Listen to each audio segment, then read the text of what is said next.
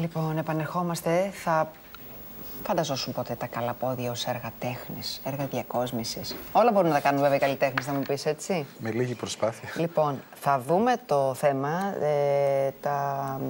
Είναι η καλλιτέχνης η κυρία Κατιφένια Ζαφυριάδου.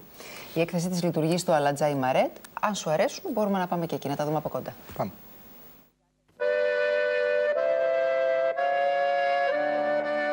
Πρόκειται για ένα αντικείμενο που συναντάμε σπάνια τη σύγχρονη εποχή, το οποίο έχει συνδεθεί με το παραδοσιακό επάγγελμα του τσαγκάρι, ο οποίος κειμένος πάνω σε αυτό, με αγάπη για την τέχνη του, κατασκεύαζε χειροποίητα υποδήματα. Ιδωμένο με μια διαφορετική ματιά, το ξύλινο καλαπόδι μπορεί να μετουσιωθεί σε έργο διακόσμησης.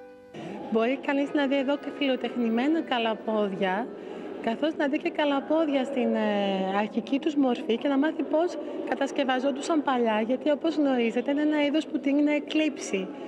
Ξύλινα καλαπόδια, τα οποία κοσμούν παραστάσεις ζωικών μορφών αλλά και καθημερινών δραστηριοτήτων, αποτελούν το αντικείμενο μιας ιδιαίτερης έκθεσης της Κατιφένιας Ζαφυριάδου, γνωστής με το ψευδώνυμο Καφίρα, η οποία φιλοξενείται στο Αλατζάι Μαρέτ.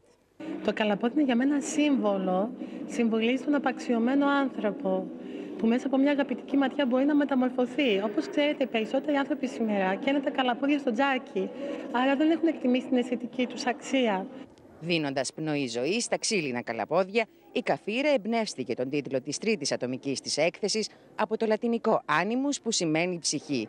Η έκθεση πραγματοποιείται υπό την αιγίδα του Συμβουλίου του Τρίτου Δημοτικού Διαμερίσματος του Δήμου Θεσσαλονίκης και θα παραμείνει ανοιχτή για το κοινό μέχρι τις 14 Νοεμβρίου.